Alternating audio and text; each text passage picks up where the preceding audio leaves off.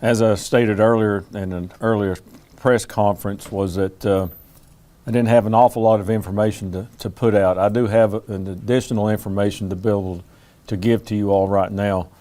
And I'll just kind of go over just a little bit of what we talked about earlier. But at around 4:45 this afternoon through dispatch, we received a call on a possible deceased body on a trail over in Broadacre subdivision. Our officers responded to that, did find a body. And tonight, just around 9 p.m., detectives identified a person of interest and arrested a 15-year-old male and is being charged with second-degree murder in the death of a 13-year-old young lady.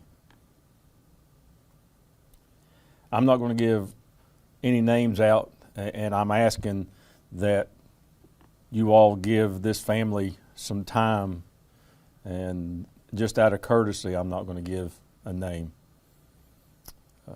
I think they deserve that. And due to this active investigation, they're still looking at some other leads just to see if there's anything else that we need to do and follow up on. These men and women that are standing up here, I give them all the praise and thanks for the job that they've done this evening, this afternoon, and all through the night. And they'll continue doing the work that they need to do to make sure that we have an ending to this case and also bring some closure to the families. I'm going to ask our community to give a unspoken prayer to this family. I don't think any of us that would wake up one morning and think that this could happen to your family. But these detectives that are standing here beside me and behind me, I'm very thankful for the job that they've done very diligently, making sure that they've covered everything that they can, going out, following up on leads to make sure that we can find some kind of closure, not only to this case, but most of all to the family. And please remember this family. I know that it's going to be quite some time for, excuse me, for them to be healing. But I think also what I want to say too is that for our law enforcement professionals, these men and women up here, nothing prepares them for a day like today. Nothing at all. I've said it many times that we have these officers, these detectives, they see things on a daily basis that the average person will never ever see. And then they're expected to go home to their families. Sometimes I think they're treated as robots and think they should not have feelings. They do. They're human just like everybody else. But for them to work so hard and so aggressive on this case, I'm so thankful for that. That shows this community of Knox County of what these men and women do each and every day. And I'm very proud of them. But I'm certainly not taking away time from this family. So at this time, again, I don't have much more information I give you, but I'll take a few questions if you have any. Sheriff, can you just again stress, I know a lot of you guys have kids, grandkids, 13 years old is an age a lot of folks can resonate with. The tragedy and just what was it like for your department and you personally being there, having to relay messages to that family? You know, it's tough, and we had some of the detectives that are here right now that that went with one of our chaplains as well to inform the family. And you know, it's tough on them as well to give that kind of information or go to a family and tell them that they now have lost a loved one and nobody expects it, but you know, to unexpectedly have somebody show up at your doorstep and then tell you something that tragic. It's not only, again, I don't make light of it, it's not only tough on that family, but it's tough on those individuals that go there as well.